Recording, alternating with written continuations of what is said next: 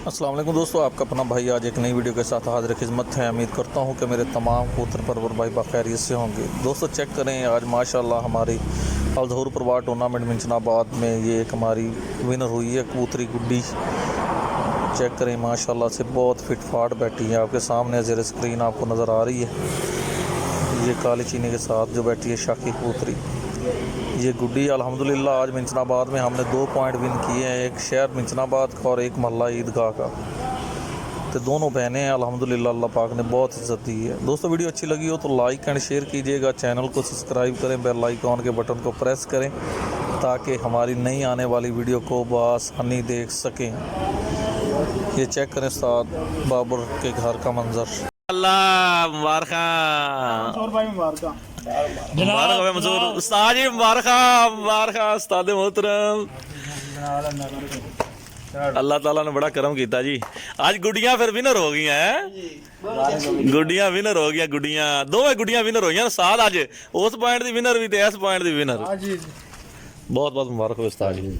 Hello, अल्लाह ताला मियां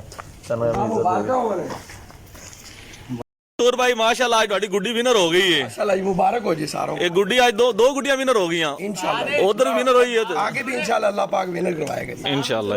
अजमत भाई आप तुसी की कहंदे जी गुड्डी दे बारे च भाई?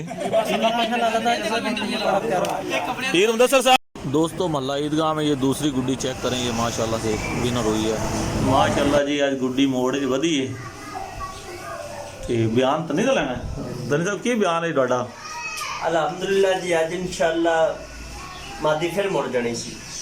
नहीं ते आज ਤੁਸੀਂ ਸ਼ਮੂਆਂ ਨੂੰ ਕਿਉਂ ਤੁਸੀਂ ਜਿਹੜਾ ਹੈ ਬਰਾਬਰ ਕਿਉਂ ਕੀਤਾ? भाई आ गए ते 3-4 बारी फोन किया ते ਅਸੀਂ आगे चलो फिर भी बूहे ते आ गए ते बराबर कर लईए ते बाकी साडा ज़हन जाती कोनी हैगा सी पहले।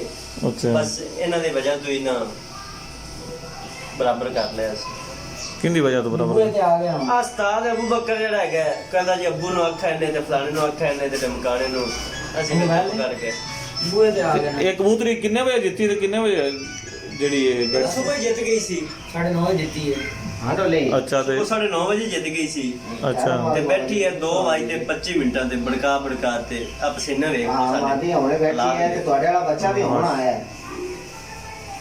ਪੀਰ ਜੀ ਤੁਹਾਡਾ ਕੀ ਖਿਆਲ ਹੈ? ਹੁਣ ਬੱਚਾ ਬਾਇਆ ਪੀਰ ਜੀ ਤੁਸੀਂ ਕੀ ਕਹਿੰਦੇ ਹੋ? जी अलहमदुलिल्लाह मादी अपने फिर मोड़ी वाली से इंशाल्लाह थानू मान बड़ा सेरी मादी दा बास हमने बहुत चंगी मादी है। काशी